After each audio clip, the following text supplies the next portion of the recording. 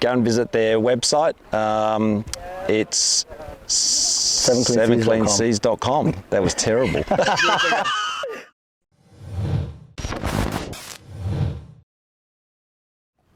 It was in the early days, shortly after that, that we came up with this concept of plastic credits. Yeah. It's great cleaning up the environment, but ultimately you need to pay people. People have to earn a living,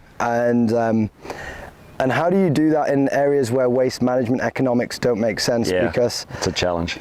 For sure. I mean, you literally, just before, it's in your pocket actually. Yeah, that's polystyrene. Picking up some polystyrene off the beach, and it's just it's a case of like, this stuff is useless. Yeah. You know, there's no value to this. Why would anyone go out and collect it? Just look at that. You wouldn't wonder what that started off and as, it just breaks down. Yeah, and it just keeps getting in smaller and smaller pieces. It's awful. So like on islands like this, there's no one doing waste management really, unless there is like an external funding.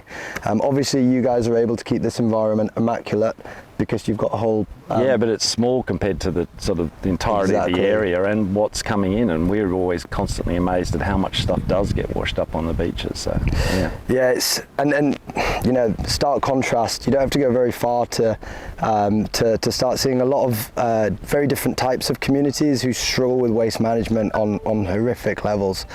And for us, it was like, okay, well, the challenge is I want to build waste management projects that clean the ocean. I don't know how to pay for it.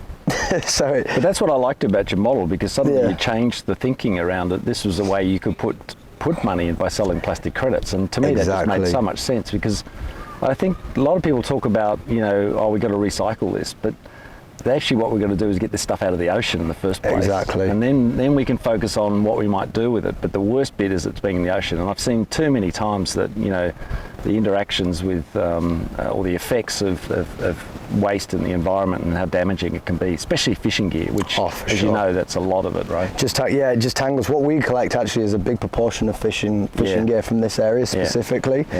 And like you say, like, recycling is a part of the solution, but let's just be real for a second. 9% of all plastic ever used has been recycled. Yeah, it's crazy. So even if we invest in recycling, okay, cool, we get it to 10%. I don't know, 20% on a push. You know, stuff like that. It's never going to be recycled. You can't recycle it, right? So even if you got it to a point that it was clean enough, which which would be a hell of a job, I think.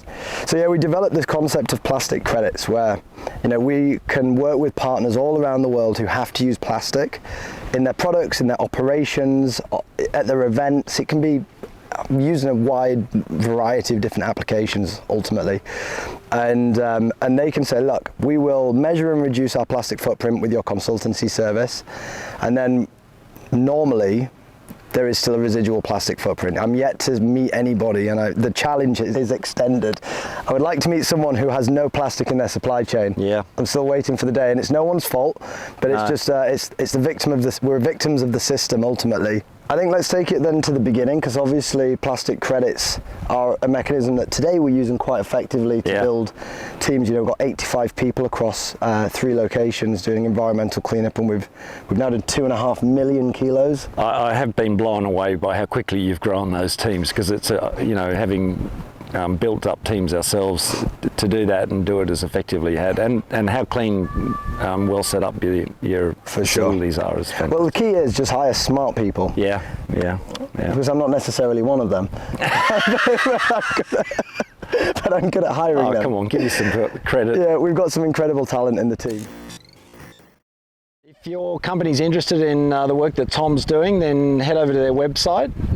It's 7cleanseas.com. Correct.